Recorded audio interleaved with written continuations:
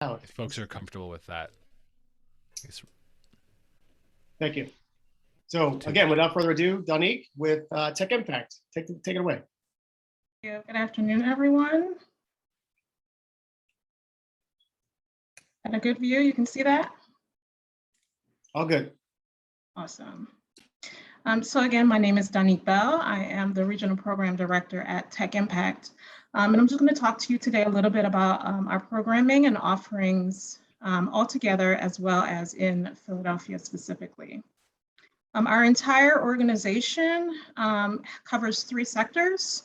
We provide we provide tech support to nonprofit organizations across the country. We have over 300 nonprofit organizations that we serve on a daily basis, which include over 10,000 end users.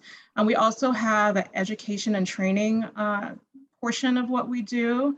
We provide free webinars, free trainings, free technical assessments to anyone who is interested in getting that. And you can check out our website to see what we have coming in October in the coming months. And then the portion of the organization that we're going to focus on today is really our workforce development, our IT Works program in particular. We do have some other programming across the state of Delaware, as well as in Nevada. We have IT Works and a customer experience training out in Nevada. We do apprenticeships in Delaware, soon to come to Philadelphia. And we also offer a coding boot camp called Punch Code out in Nevada. So in particular, our IT Works program offered in Philadelphia is a 16-week program. We offer 2 cohorts a year for young adults 18 to 26. We are in the midst of our fall cohort right now, and our next cohort will start in the spring, late winter, I guess. It actually starts the last week of February. Again, it's a 16-week training program. The students will receive over 250 hours of in the classroom training. Right now we're doing a hybrid model where we're in the class 2 days a week, and we are via Zoom also 2 days per week. We'll get into the Friday sessions a little later, but every Friday we do professional development. The first 11 weeks of course is technical training, very heavy technical training, very specific. The students will have an opportunity to earn their Cisco IT Essentials cert, as well as the opportunity to earn their CompTIA A+ cert. The last 5 weeks of the course is an internship. We match the students with an internship site. This can be paid or unpaid, where they receive hands-on experience with the information that they learn throughout the semester. Again, going back to those Friday sessions, we offer over 100 hours of professional development sessions. During those Friday sessions, we match each student at the very beginning of the cohort with a mentor who's working in the field, is a recruiter, or is in HR. They can meet with that mentor as frequently as they desire, and they can ask questions, schedule in-person time. Our mentors are very, very flexible, and we appreciate them very much. And we also do lunch and learn sessions where individuals from organizations where we partner can come in and do a 1-hour session on the topic of their choosing. Here we often find that our students want to learn about what it took for that individual to get to where they are in their pathway. Our professional development sessions on Friday will cover management, time management. We do resume and cover letter review. We complete mock interviews. We do professionalism, leadership, and financial management is another really popular one. And you know, we've learned that this program works because of all of those things put together: the technical instruction, the certifications, all of the soft skills trainings, the internship especially, and then again, the mentorship opportunity and our connection to the alumni network. Our connections with our corporate volunteers continue to grow each session, and we are always looking for more individuals to add to our database to be able to choose from so that we can mix it up for the students each cohort and give them opportunities to learn from different folks in the area. And again, we know it works because we have over 700 graduates nationwide, again, between the ages of 18 and 26. 70% or more of those come from extremely to moderate income backgrounds. So again, allowing them an opportunity to increase their own income as they fulfill the requirements of the program. 75% identify as BIPOC, so Black, Indigenous, people of color. And then we are on track to graduate 1,000 IT Works graduates by the year 2024. We have an 87% graduation rate, and then we have a commitment to maintain an 80% placement rate for our IT Works graduates and making sure that they're employed in a full-time IT role, earning between $35,000 and $45,000 per year as their starting salary. Any questions?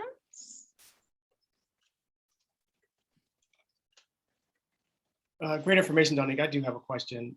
Sure. As many of the folks here represent companies that might take on these students, how does a company get involved either in the curriculum or just be a part of the network that Tech Impact might refer the students to? So you can send me an email directly, and we can have a one-to-one conversation about what that looks like and what's best for the organization, whether it's an internship opportunity for our young people, whether it's a volunteer opportunity. We can really talk it out and see which works best. We can work our way up, so we can start with something small and grow how involved that organization is as we continue to go along. But my email is up on the screen, and I will put it in the chat for everyone as well. And you can just reach out to me directly. Dominique, I have a quick question. I've never known, how much does Tech Impact identify with the coding boot camp side of more targeted vocational training? It's obviously not the same, but I just wonder how you guys kind of compare or contrast or how you identify in relationship to that kind of segment of technical workforce. Absolutely. So in other areas, not necessarily in Philadelphia specifically, we have great partnerships with coding boot camps. We also offer those coding boot camps to come in and speak to our students to let them know that there is a different track to go on after their initial certification, so that the opportunity does not necessarily stop with, help desk support earning your IT support professional certifications, that they can continue their education and go on into a different realm, if you may. And again, we do offer our own coding bootcamp out in Nevada called Punch Code. And we work closely with organizations like Tech Elevator. Right. Yeah, have you found that, is there any trend of your students doing that, going on to coding bootcamps or more targeted vocational training? They do layer on their trainings. We see more of our students going up the normal ladder that Net Plus, Security Plus. We see more of that more than the transition into coding boot camps. Got it. Has your curriculum changed much, or has there been much change in what's needed over the last year and a half, or is there still quite a demand for what you guys have been doing? There is still a vast demand for what we do, but we are looking into actually in the coming months, maybe early next year, bringing in some partner organizations for a listening session. That's one of the questions that we have. What is it that organizations want to see?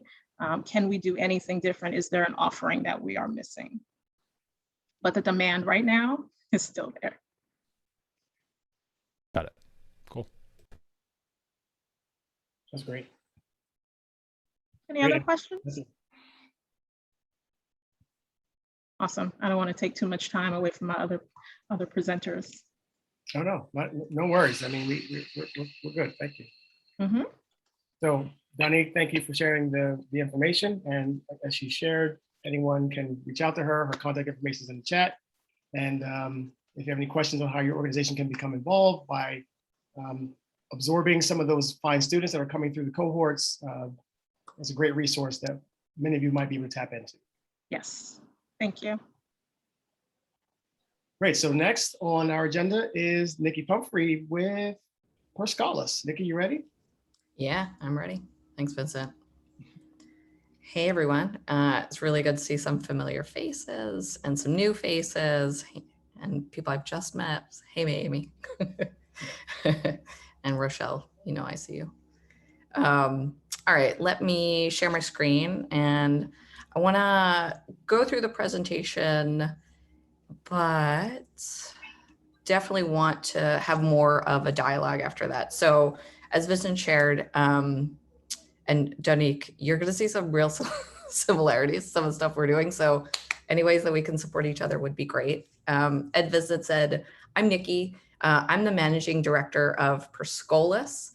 My Philly accent wants to say Perscalis so badly. It is a struggle every single day. So it's Perscalis here in Philly. And I want to tell you a little bit about what we're doing.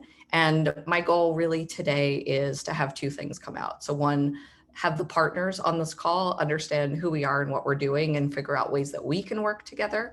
And I mean training partners. And then clearly, obviously, employers that are interested in the candidates that we're seeing to make a direct connection and to know that we're here and some of the work that we're doing. So, yep, that's what happens when you start at the end of your presentation. So, Perscalis, though we've only been in Philly since the end of 2019, Perscalis has been around for 25 years. And economic equity has always been at the core of our organization. We started in the Bronx 25 years ago, actually doing tech refurbishment. And then we were doing such a good job at training people to do tech refurbishment that we then became a workforce development org, and training really became our thing. So it's sort of what we're doing today and expanding across the country. And how are we doing this? We're really focusing on rigorous training in professional development, as well as robust employer connections. We're really seeing our role as both valuing and honoring what employers are looking for and being very responsive in the markets that we're in, as well as making sure that we are honoring and reflecting the communities that we're in terms of diversifying tech. Like I said, we are very focused on demand-driven training, and so being responsive to each of the markets that we're in. I'll tell you a little bit about how that has looked and played out in Philadelphia. We're also providing a lot of wraparound support to the people that choose to come into our program so that we are able to build diverse talent pipelines. About 80% of our learners are people of color, about 60% are Black and Latinx learners, and about a third are women. And that has played out nationally as well as locally here in Philly. The one thing that I just want to point out here, we're a very data-driven organization, which I think is critically important. But I think the one thing to focus on is in Philadelphia, we're really seeing graduates earning about 4 times of their pre-training wage. We're averaging about $11,000 individually for folks that are coming into our programs and then graduating into positions that are earning about $21 an hour. And so we're really seeing economic mobility as something that is tangible and something that we're supporting for our graduates. Like I said, we're in 17 places across the country, growing over the course of the next 3 years and expanding further into the West Coast. Perscalis, I'm new to the org. I'm in my role for about 3 months. And one of the things that I find absolutely fascinating about the work that is happening is that it's really systems change level work, which I think we're seeing it happen here in Philadelphia as well. And so just wanted to highlight this for a second to say that it is both through dialogue and demonstration that we are thinking about changing the face of tech to truly reflect the communities that it's in, which are all communities, right? And so how are we doing this? It is through partnering with companies to both build talent solutions, as well as hosting, it's particularly around diverse by design, but conversations about what it means to be an equitable, diverse place that is welcoming in tech talent, so that it doesn't just look like training and connecting people to opportunities, but these look like long-term sustainable opportunities, both for companies that are investing in diversity, as well as welcoming in diverse talent. So Philly, like I said, we've been here since 2019. Part of my job as the new managing director is to help folks recognize that we've been here for a little while and who we are and sort of what we're doing. Part of what that looks like is making sure that both employers and other partners are aware that some of our outcomes are really driving the investment that we're making here. So we're seeing a very high graduation rate. That does not mean that our learners do not face barriers when they're in our program. And I wanted to tell you a little bit about what we're doing to mitigate that. But we're growing an alumni pool, about 167 folks, and we're going to train about 120 people next year in IT support and end user desktop support, which means that our candidates are mostly adults between 25 and 35, are career changers, or for many individuals, this is their first career. And we're helping connect them to help desk support positions. We're venturing into cybersecurity next year, which is super exciting. I think one of the only providers in Philly that is not going to require a bachelor degree to get into cybersecurity space. So very excited about that. And all of our courses are between 12 and 15 weeks. We are 9 to 5. It is very rigorous, but part of what we're doing to support the success of our learners is ensuring that we've got a team that we're building around that process. And so we're focusing on wellness and work rhythm and wealth building. And we are connecting our learners to one-on-one coaches that are doing everything from supporting a conversation around financial well-being and wellness to crisis mitigation. So a student that might be facing homelessness or may have an unstable situation at home, we're working directly with them to figure out, are there resources that we can connect them to both internally and externally.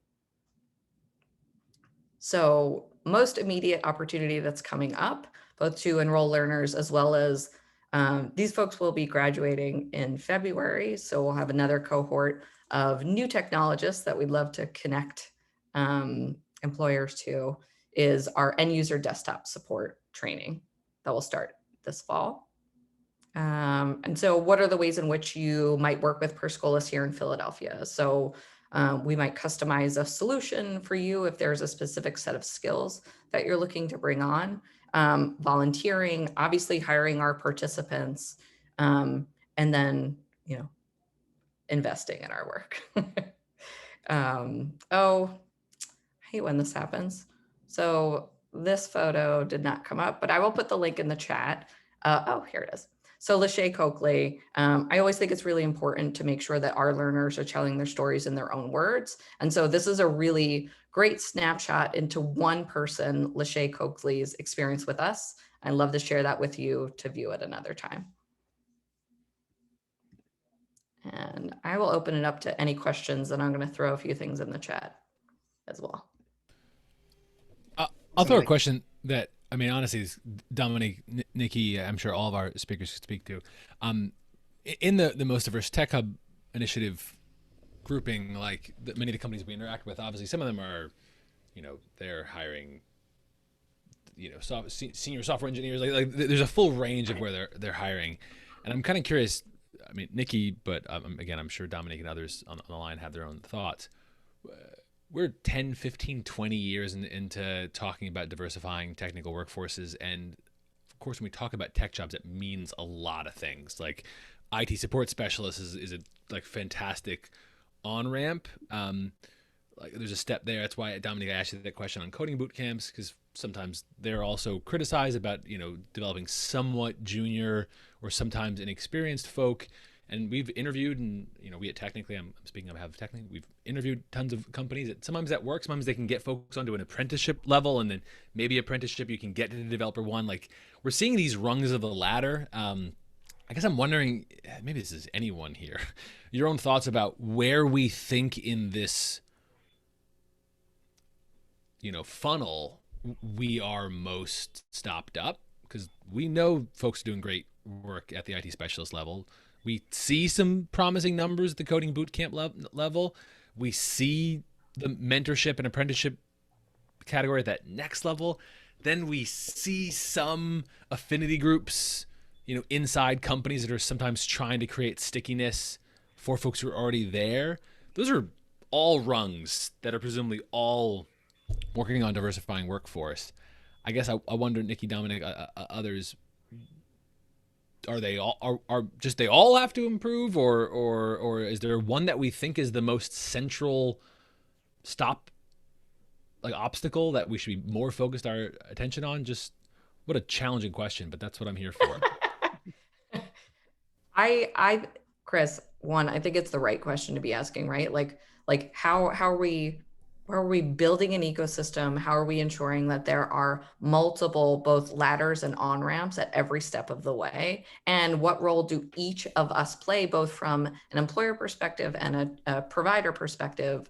How are we building that out? You know, and I'll answer from the Perscolas perspective, which is, I think that we're trying to do the work of saying it's not enough to be training new technologists for any entry level, right? Like if you have some experience, if you've got very little experience, without the investments that companies are also making to ensure that they can not just welcome diverse talent in, but they're doing the work to make sure that they are supporting an environment that looks like the customers that they want to serve and that values all of the experiences that someone might bring, particularly if they're choosing an alternative pathway than what we would typically expect, like a short-term certificate, like an apprenticeship, like some other way to get into the space, and that they are assured as much an opportunity to succeed as anybody else who's come in more traditional pathways. Mm-hmm. So Chris, I'm going to correct my name. It's Donique. Oh, sorry. It's okay. But yeah, Nikki is absolutely such a small box on my screen. That's Sorry, okay. Yeah. Nikki's absolutely right. I think that it's an improvement area for us all, and really taking the employer perspective of realizing that these individuals that we are training in the non-traditional pathway do have the skill set to be able to get into these doors. And not just to get into the doors, but it's also going to take some employer commitment and valuing that employee to also invest in them so that they continue to remain in the organization, so that they build up their skill set, so that they can increase their positioning while they're there.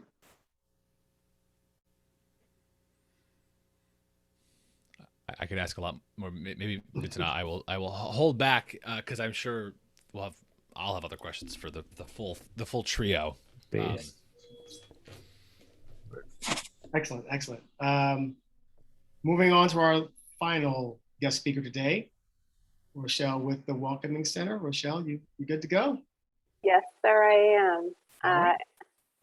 Thank you. And I appreciate the question, because that was really a good tee up for for what I'm going to talk about today. Here for it. So thank you for that. Although I'm going to, so try not to skip ahead. Oops, okay. And pardon me, because I am working. All right. So I am Rochelle Cooks. I am with the Welcoming Center. I am the Director of Workforce Development. And today I've been asked to speak with you about the Engaging Immigrant Talent Toolkit, which we released in June of this year. And so first, I'll just tell you a little bit about what we do, the organization, and who we serve, and then I'll go into a little bit about the toolkit itself. So we focus on working with immigrants, so that's our who our participants represent. And so just wanting to share with you all that immigrants, often referred to as foreign-born workers, make up approximately 20% of the Philadelphia workforce. And according to a recent Philadelphia Works analysis of the 2019 ACS PUM's 5-year estimates, the majority of foreign-born workers in Philadelphia are between the ages of 25 and 54, outnumbering native-born workers in the 25 to 34 age bracket.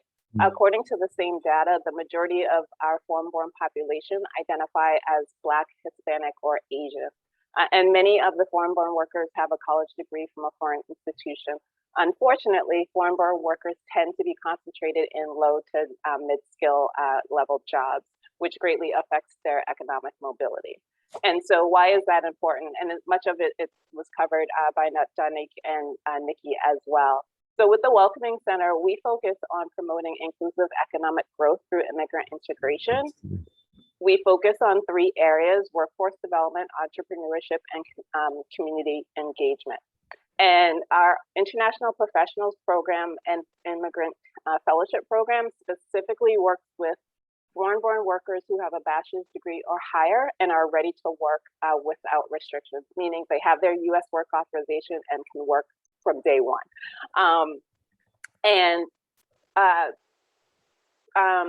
We also offer contextualized ESL classes because we know that immigrants' earning potential is correlated to their English language proficiency.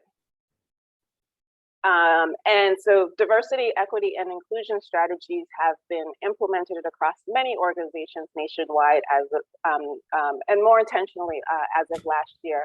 So the Welcoming Center wants to ensure that through these initiatives, the immigrants are included in those strategies.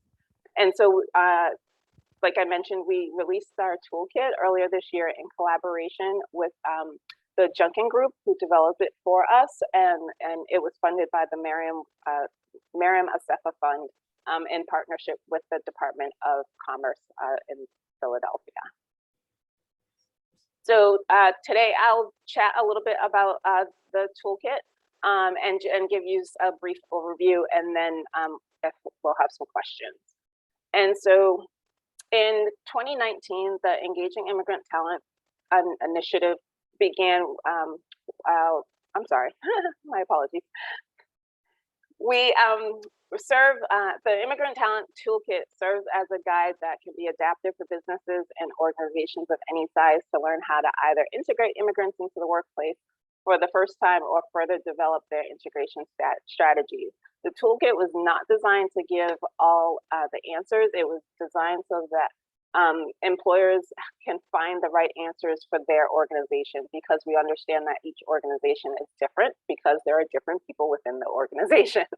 And so it was an 18-month study that we conducted interviews, focus groups, and roundtables with employers, as well as nonprofits and immigrants themselves. The conversations examine how to develop more inclusive hiring, promotion, and retention practices and create a culturally competent work environment to successfully integrate immigrants into the workplace. So what does integration look like? Before starting it, we recommend making sure to do an assessment of the organization to understand the readiness of the staff. Because whenever bringing in immigrants or anyone, honestly, into an organization, it's very important to make sure that it's an environment where they will thrive. And so we highly recommend doing an assessment to understand where you are and where you would like to go, and be able to identify along the way what progress has been made and what adjustments need to be made along the way. Because obviously there are times where we'll make a change, think it's the perfect option, and then realize it's not as effective as we thought that it was going to be. And then also making sure that all staff are engaged in this process. So it's not just leadership who has to be involved in this process, it's making sure that staff of all levels are included and in order to develop a competent environment. And so this image that you see on the screen is, it illustrates the key components of the toolkit. We focus on awareness, responsibility, and accountability. And like I mentioned, with awareness, it's really identifying what beliefs, attitudes, or practices may hinder or promote immigrant integration into the workplace. And then it's understanding that we all take a responsibility in addressing those issues, and making sure that if there's something that we're doing well, we want to make sure to highlight it. We want to make sure that we continue and build on it. And then with accountability, it's making sure that as we assess what's going on within our organizations, that we make sure to address them and identify them to pinpoint what is contributing to our success or not. And the one thing I do want to actually mention here is with regards to, and I want to just give an example because stories are better. So for an example, when oftentimes employers are looking to bring in diverse candidates. And so it's important to recognize that it's not just making sure that you have a diverse applicant pool, it's making sure to identify whether, if you're looking to bring in diverse candidates, absolutely reaching out to local organizations, associations to recruit diverse candidates, but also identifying whether, so if you're getting a diverse candidate pool, are they making it to the interview round? Are they making it to the hiring level? And then once they're onboarded, are they over time given opportunities to advance within the organization? If those things are not happening along the way, that's something to be aware of and put some steps in place so that we can promote them. This actually points back to the question that Chris raised a moment ago, where when bringing individuals in on entry-level position, if they're not moving up into the organization, it's the organization has to identify what opportunities for career development are occurring within the organization. And oftentimes the employers will have wonderful benefit packages, tuition reimbursement, opportunities for webinars to get certifications and things like that. However, if employees are not taking advantage of those, then that's something for the organization to consider. So offering the incentive or benefit is fantastic. Also knowing who is taking it, who is utilizing them, and who is not utilizing them, because that's also something to be aware of. If you recognize that you're those being promoted within an organization only fit within a particular demographic, and another demographic is not leveraging those opportunities to also advance their careers, an organization has to be intentional in making sure to make some adjustments to include those individuals in that process. And the other thing that I will say is when we talk about creating a culturally competent workplace, it is an ongoing process. Typically, it takes 2 years for there to be a effective organizational change. And also noting that because it takes intentionality, that also takes time. And so to be open to that as well is critically important. So just wanted to, I'll share here the slide on how to contact the organization, and I'll also drop it in the chat for anyone who would like to get more information about the toolkit or learn more about the organization. Excellent, Rochelle. Chris did drop a question into the chat. He asked about your 20% figure, if that was a Philadelphia number as the city specifically or the region for that 20% of the workforce. To my knowledge, it's the city of Philadelphia County. Got it. Predictably, I have several questions, but I don't mean to. A couple of the ones that I think will be relevant for the group, and also how we're gathering information for the companies that are following along. A couple well, a small one that I'm sure we can get separately, Rochelle, but how much does the Welcoming Center know? Is the Philadelphia immigrant population similar to national breakdowns of education level of the immigrant community? Like how, what are the skill levels of Philadelphia's immigrant community, and is it the same or in any way different to national, educational levels of our immigrant community? It's comparable. It's comparable to the major cities. Often, so in the reports nationwide, it's many immigrants, depending on region, may or may not have a high school diploma, but there is this small group of immigrants across the board who do have bachelor's degrees or higher. However, when coming into the US, what typically happens, and so I mentioned earlier in the presentation, English language proficiency tends to be more so the barrier, not so much whether they have the degree or not. So if someone's English language proficiency is low, regardless of whether they have a bachelor's degree or higher, they will be recruited for an entry-level position and have challenges getting into their career choice from their country of origin. So, and that's where it's critically important.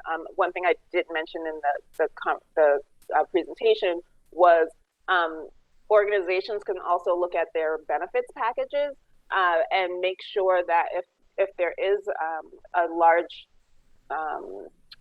immigrant population within your workforce, making sure that those individuals have access to English language courses to improve their English language skills, because one of the things that tends to happen, we offer one of those classes. What happens is they'll come into our class, get some English language training, but when they start work, the schedules don't accommodate them continuing their English language training. And that's critically important when talking about retention and promoting someone within an organization. And so I just want to also put that out there. So hopefully that answers your question. A bit. Maybe I'll throw one more in, and I'll recede from the question asking obsessive state I'm in right now. Of our high skills immigrant neighbors, the Welcoming Center, do you give companies much advice on how to first start with, hosting H-1B visas and the like? I definitely have. I can certainly say we've spoken to a whole bunch of growth stage companies that are maybe sub 50 employees that only have that first couple HR folks that don't yet have. They might just be overwhelmed by what even that means. So I wonder how much you guys have advised folks on how to get in that, be prepared for those steps. Yeah, so that's a great question. So another misnomer is with our immigrants, I'm sorry. So with the high skilled immigrants or foreign trained, those with the H-1 visas require their employer sponsorship. The participants that we work with do not have H-1 visas, H-1B visas. Our participants, like I mentioned earlier, have U.S. work authorization without restriction. And so we don't typically give info sessions to employers about H-1B visas because that's not the participants that we serve. That makes sense. Forgive me that omission. Yep. Oh, no, that's fine. Great. Are the folks that the population of people, everybody's in that you're serving and that have worker authorizations, are they all really within the city limits and kind of limited to working within the city limits, or can? Sorry. Yeah, no, the good question. My apologies for cutting you off. So with regards to our international professional program and our fellowship program, and I will say we actually have an employer on here who actually is one of our fellowship sites. But with our international professional program, to be in the program, it does require Philadelphia residency to be enrolled in the program. However, they can work wherever. So once they complete our program, they absolutely can work wherever is conducive to their career choice and to their accessibility. And when they enter your program, they already have a U.S. worker authorization. Yes. So we are a Title I WIOA program, and so U.S. work authorization is a requirement to enter to enroll. I mean, a wider question. Again, this is really relevant. Rochelle, Nikki, Dominic, Danique, sorry, for all folks. Again, the purpose of this Most Diverse Tech Hub initiative is to try to connect, particularly the growth stage of Philadelphia area, regional economy, growing teams, large corporate teams also, but also growth stage companies with a whole bunch of resources that exist. And I feel like I can say, for some of those folks, workforce development turns off their brain. They think workforce development means it's either lower skill, it's an entry level job position. I bet you the moment we say, hey, we have a bunch of workforce development folks, and I'm sure Commerce, you guys probably had that same kind of experience. I think there's frankly, it's probably it's a whole bunch of class issues, like a lot of stuff happening here. But when we're doing reporting out or trying to connect to resources with workforce development, if we say workforce development, folks are hiring software engineers like, that's not me. That they're talking about help desk employees only. And maybe that's right. I guess I'm just wondering how much you guys would want to push on us, both in our reporting on the technical side, but even with Most Diverse Tech Hub. Should we be pushing folks to rebrand or rethink about what workforce development means for them? Because I bet you if we say, hey, do you want to come talk to 3 workforce development people, all of our fastest growing companies immediately opt out of that meeting and say that's not me. I would say to kind of push that a bit. I think especially Please. right now in what we're seeing as the Great Resignation, right? People are changing careers rapidly. And while that might not be everyone we're serving, having that misnomer of, oh, it's only someone with maybe a high school diploma, maybe not, is really not fair to the folks in our programs. And I'll say, the city has hosted many fellows from the Welcoming Center. And I don't know if you guys all know how hard it is to get hired by the city of Philadelphia, but it can be a process. And we have gotten many of the fellows through our program. It's over, I think it's about a 65% success rate with getting, bringing fellows on and then being able to hire them. So that really is, speaks to the level of professionals that we are getting from folks like the Welcoming Center. But just beyond that, I think because there's so much change in our world of work right now, that to define workforce development as just how I would assume other people do, as low skill or et cetera, really doesn't do justice to really the workforce development sector. That's my opinion. I mean, as workforce development in your title, I would hope and expect. That's why I asked I just really just mean a question. If any of the 3 of you also have thought, because my bet is a whole lot of our tech companies aren't going to come when we say, come talk about a workforce development program. I mean, you're totally right. And I think there's also workforce development looks very different, just like tech looks very different. And there are many types of startups, right? And so there's a bit of a branding issue around workforce development. But there are also complicating factors, right? Like if you're going after government money, yeah, things are a little bit more complicated, and sort of, organizations like Perscolis or others take on some of that complication for employers, and that's a valuable thing to know.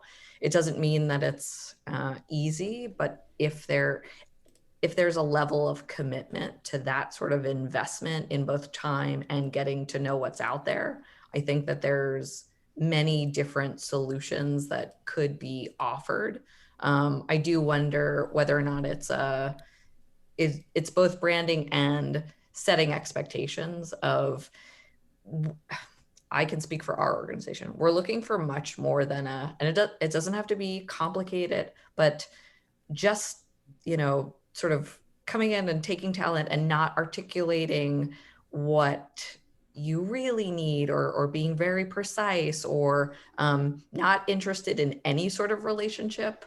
I would say that that's not in the nature of workforce development. And I would advocate that that's the good of workforce development, is really having it be relationship based and meaningful, meaning that there's shared value, but that it is not just transactional, because that doesn't set anyone up for success. Mm-hmm. I mean, shout out to Melanie, our friend of the show, Coded by Kids. As I know Melanie, I know I've heard Sylvester talk strongly about that. I guess I wonder. I like these meetings because we're blending event or chat. It's hard to determine. That's why it's good when there's only 12 of us. I wrestle with when we're supposed to use new terms or adapt existing terms. I'm sure every one of us have this conversation every single day. Workforce development is well known. That's its strength, but also people have an assumption about what that signals. That's also its weakness. Melanie, I don't mean to call you out because I know maybe you can't actually talk right now, but I agree that companies should adapt their language. When we, like the real talk conversations I feel like we end up having with some of those growth stage, either HR leads or CEOs who are hiring companies, there's like this constant tension of who is supposed to prepare that next workforce period, let alone like also making sure it's representative of any given community. And is it supposed to be a nonprofit economic development group, or is it supposed to be the company itself? That's why I think I'm also interested in that funnel of where is the actual obstacle most blocked up. Coded by Kids, you guys are doing incredible work of this next generation, but I know you call out like that's going to take a while to show up in like the CTO level. So what happens right now, and what does workforce development mean for advancing that faster? So like everyone has said about the traditional definition of workforce development, you think about the low level job, getting people to work, not necessarily getting people to a career. And similar to what, One Philadelphia is doing, what Sylvester has always talked about is how do we get people into careers, into tech careers, into high paying jobs, right? What's really interesting that I found, since I'm meeting with all these different people, community organizations, nonprofits, and with employers, a lot of the employers that are looking for those high skilled jobs call that workforce development director. So it's interesting. I'm just off the top of my head, the most recent conversation I had was with Vanguard, and the person I was talking to was director of workforce development. But I'm having a conversation talking about, the people coming out of Briscolas, out of all these different places. So they're looking, I think the term is, the changing of the definition of the term needs to be advocated by organizations like this, but also at an employer level. Like that's when you talk about the modern hiring practices, not necessarily on the software developer you want to hire having a requirement of a bachelor's degree. Well, that's antiquated because they can get those skill sets in other places. So I think it's I hate to use this word, but lobbying by organizations that are here, but also from a technically Philly standpoint, as a convener of most of us diverse tech hub, having that engaged conversation, having that brain dumping session with employers to talk about, hey, why aren't you looking at workforce development the way we are currently? And what can we do to change your definition and your outlook on that? Mm-hmm. Mm-hmm. Yep. Yeah, I'll just say one more. I was just going to say to that point of what Melanie was saying is it really begs the question, do you really want to diversify? If you won't look at these alternative methods, that's the question. Do you just want to say you do? You want to find some random star and be like, this is it? Or do you really want to change your pathways and pipelines? Yep. Mm-hmm. Great points. And we're wrapping up here. So before we go, I do have first I want to thank the speakers, Danique, Nikki, Rochelle. Thank you for sharing great information. You've dumped a lot into the chat. I'm also going to be, I've also copied those links, so I'm going to be dumping them into the Slack. So if you're not on the Most Diverse Tech Hub Slack, please email me. I'll happily add you to it because there will be ongoing communication there. We likely won't be meeting again for the balance of this year, maybe, but likely not. I'm not sure yet, but want to make sure that we all have access to these tools in case we don't snatch them from the chat window. And please be aware of all of the resources that we try to identify through the course of these meetings. The 3 speakers today, we've also had Urban Technology Project, we've had Culture Enough, we've had Philly Works, and of course the core partners that are in this fight with us, Melanie, Coded by Kids, Gu from Venture for America, and then Marissa and Jen at Campus Philly. We're all in this fight together. So feel free to reach out to any of us that I just named for more information. If you forgot something, if you need to get in touch with somebody, there's a great chance one of us knows somebody that you need to get in touch with. So please don't be shy about leveraging us as a resource for helping you diversify your respective workforces. And lastly, I'll share the toolkit. It does have some great resources that we've collected, not just here in Philadelphia, but from around the country that everyone could take a look at. I will be sharing that out again. It's been published for a little bit now, but I don't think a lot of people may have seen it, but I will share that out again just to make sure that you have access to some of the things. We couldn't collect every tool from everywhere, but it's a great starting place for someone that says, hey, I don't know how to diversify my workforce. It's got a great list of resources that you can start looking at. Any last things before we adjourn? 2 o'clock, I'm right there. We recorded the video, so I make sure some of that ends up on technically, because I think really Rochelle, Nikki, Denny, appreciate that. Some of those would be good takeaways for folks to follow on. We can get those in the hands of companies so they are further exposed to the work that you guys are doing. Can I ask for a quick ask? I know we have these convenings and I know a lot of employers aren't typically able to come, but can we put together some sort of document of all the asks of the different companies that have been doing these talks at every quarter, and then the core groups? Because I know I'm always looking for placements for apprenticeships and for interns. And I know like everyone on here is looking for somewhere to place their people. And I feel like we always talk about that, but like, it would be great if we can do something actionable to put in front of the employers other than us just saying, hey, give us spots. Yeah, I totally am for that, Mel. So we can take it offline and just kind of talk about what that could look like to be most effective. But I'm happy to try to collaborate on any resource I think promotes the effort. So 100% yes. Awesome, thank you. So with that, 2:02, stole 2 minutes of your time. Thank you for joining us this quarter. We'll plan to be back in January. Again, I don't think we'll meet between now and the holidays. So if you need anything, reach out, and please stay safe and good luck with your endeavors, and however we can help, let us know. Thank you. All right, have a good one.